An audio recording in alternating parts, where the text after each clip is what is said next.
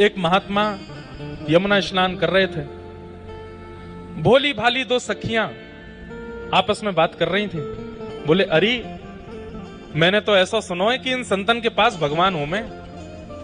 दूसरी बोली, दिखाई तो देना रे। ब्रजभाषा बोले, समझ जाओगे आप लोग।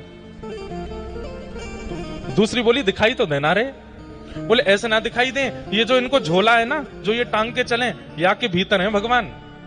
तो संत जैसे ही यमुना स्नान करने गए, दोनों भोली भाली सखियां गईं और उनका झोला खोलने लगी। तो झोले में से गीता जी निकली, रामायण निकली, कमंडल निकला।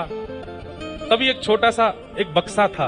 वो छोटे से बक्सा को जैसे खोला तो उसमें लड्डू गोपाल बैठे थे। तो दोनों सखी बोली, अरे देख देख देख देख, मिल गए ठाकुर जी। तब पहली सखी दूसरी सखी से बोली, अरे देख, या बाबा ने छोटे से बक्सा में ठाकुर जी रख दिए तो ठाकुर जी के हाथ पैर टेढ़े मेढ़े है गए, और लड्डू गोपाल तो ऐसे ही रहते हैं। दूसरी बोली, मेरे पास घी है, मैं इनकी नेक मालिश करके इनके हाथ पैर सीधे कर दूंगी। और घी लेकर के आई और ठाकुर जी को मालिश करी, हाथ में लगा, पैरन में लगा, मुख पे लगा। अब उसके मन में ये नहीं था कि लड्डू गोपाल ऐसे ही रहते हैं, उसको था कि ये छोटे से बक्से के कारण इनके हाथ पैर ऐसे हो गए। इस भावना से घी लगाया तो ठाकुर जी सीधे हो गए, हाथ भी सीधे हो गए, पैर भी सीधे हो गए। इतने में ही वो महात्मा यमुना जी से निकल के आए। जैसे ही यमुना जी से निकले, वो सखियां वहां से भागी। अरे बाबा आ गए हो, बाबा आ गए हो। बाबा ने आके कही, मेरा झोला निकाल लिया। क्या निकाला इसमें से? और जैसे खोल के देखा तो बक्सा रखा था। उनको डर लगा कि कहीं ठाकुर जी तो नहीं ले गए। जैसे ही खोल करके देखा तो जो लड्डू गोपाल थे वो सीधे खड़े थे, दोनों हाथ भी सीधे, पैर भी सीधे।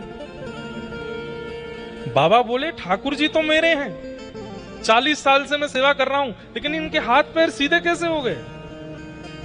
उन सखियों को बुलाया। बोले, मैं कुछ कहूंगा नहीं, इधर आओ। तुमने क्या किया था कि मेरे ठाकुर जी के हाथ पैर सीधे कैसे हो गए? तो वो सखी बोली कि बाबा, हमें तो ऐसी लगी कि आपने अपने ठाकुर जी इतने छोटे से डिब्बा में बंद कर दिए, उनके हाथ पैर मुड़ गए, तो हमें लगी कि हाथ पैर सीधे करने के आज घी की मालिश कर दें। तो हमने घी की मालिश करी तो ठाकुर जी के हाथ पैर सीधे हो गए। बाबा ने उन सखियों को प्रणाम किया। बोले, मैंने प्रयाग में स्नान किया, काशी में स्नान किया, तीर्थ यात्राएं करी, बड़े बड़े यज्ञ किए, बड़े बड़े अनुष्ठान किए, 40 साल से नित्य इनकी सेवा कर रहा हूं। सब कुछ प्रस्तुत कर दिया ठाकुर जी की सेवा में, लेकिन जिससे ठाकुर जी प्रसन्न होते हैं, चैतन्य भाव, वो हृदय में नहीं ला पाया। इसलिए आज तक ठाकुर जी मेरे सीधे नहीं हुए। लेकिन आज तुम लोगों की भावना से मुझे पता चल गया कि ठाकुर जी के प्रति चैतन्य बुद्धि रखनी चाहिए।